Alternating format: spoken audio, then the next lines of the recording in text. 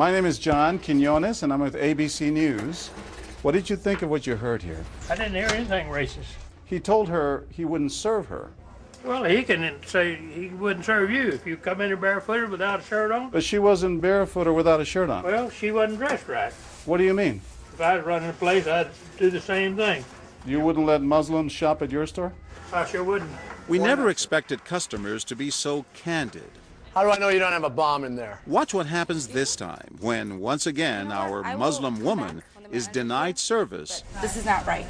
And again leaves. I mean, we reserve the right to not serve. That's right. Certain kind. That's right. That's, you know, I appreciate saying that. I think that's the first time I've ever seen that. He not only commends the man behind the counter for his discriminatory behavior, but he gives him the thumbs up, not once, but twice. Good job. All right. As he leaves. Can I talk to you, sir, for a second?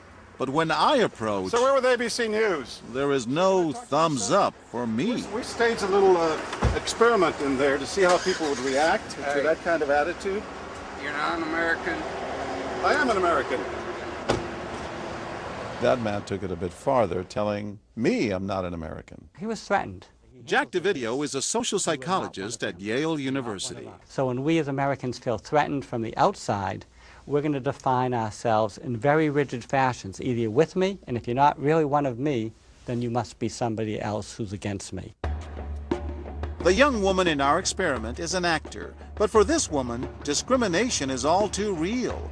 Nahaya Javed helped us design our experiment. Although born in Chicago, she says she's constantly characterized by fellow Americans as the enemy.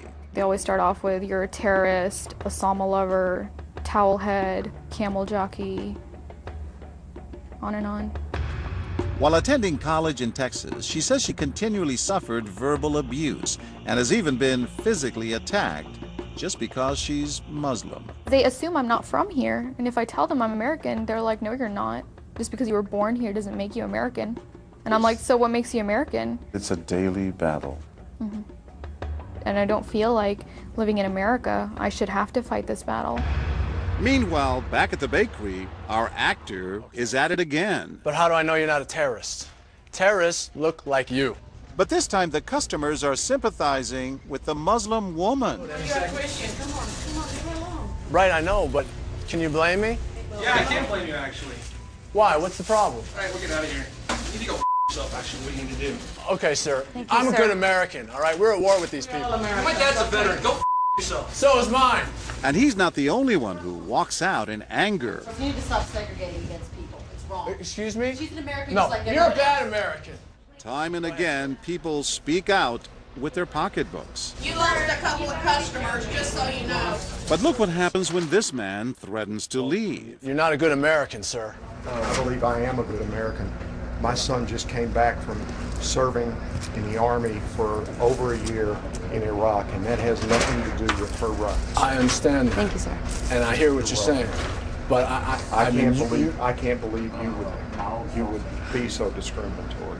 I'm deeply offended by that. I'm sorry to offend you, sir, but I've got to live with myself. Seething, the man vows to fight back. I will let people know this. I've stopped here every time I come by this place, and I'll never stop here again. Why did folks get so upset?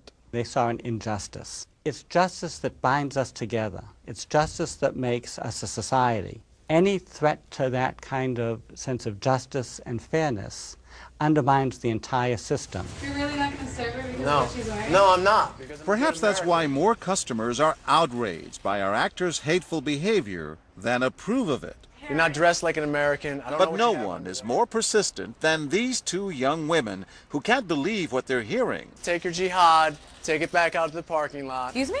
I mean, I got to protect my customers, okay? You're really offensive and disgusting. Well, I'm sorry. I'm just trying to protect you here Thank because you. you You're don't know what's sick. going on. like that doesn't mean anything. This is a different How do you know? culture. You are These people so are trying to ignorant. kill Americans. It's disgusting. She is my culture. So you're ready to serve me, but you're not ready to serve her? You're obviously dressed like an American. Big deal. She's Muslim. And unlike the others, they don't just leave in anger. They stand their ground. So you're going to regulate what people wear? Yes, because I believe you the the degree manager? of... No, I'm not the manager. Can I speak to your manager? I'm John Quinones with ABC News. It's only when we catch up with our heroines that they finally let their guards down. I'm with my friend who's, Muslim, and that's, I've just seen how people treat them differently. And it really hurts me. Just watching them stand up for what they believe in touches Professor DeVideo. In a way, they defended America, and I was impressed by that, because they wanted this to be a just society, a just place, a just bakery. I'm John Quinones. And remember this man whose son served in Iraq? He's also moved to tears. Every person deserves to be treated with respect and dignity. No matter how in they're every dressed. situation, no matter how they're dressed. Never have we seen reactions so polarized, from a thumbs up for prejudice to an emphatic thumbs down. Go yourself. Two different Americas, both convinced they're patriotic. At the end of the day, 13 people stood up for the Muslim woman, while 6 sided with the clerk. But the majority of the bystanders, 22, did or said absolutely nothing. That's what's most frightening to Muslims like Nahaya, who was watching our experiment. In fact, so frightening that they often avoid going out by themselves. It's really sad because I'm old enough to be able to do things by myself. I shouldn't need a chaperone all the time. But that one time that I'm alone and something bad might happen, I'd rather be safe than sorry. Hi, I'm Nahaya. It's no wonder this young woman was so moved by the people who came forward to protect a stranger who just happens to be Muslim. Thank you so much for what you did. I wish more people would do these type of things, and I do too. it would make my life a lot easier.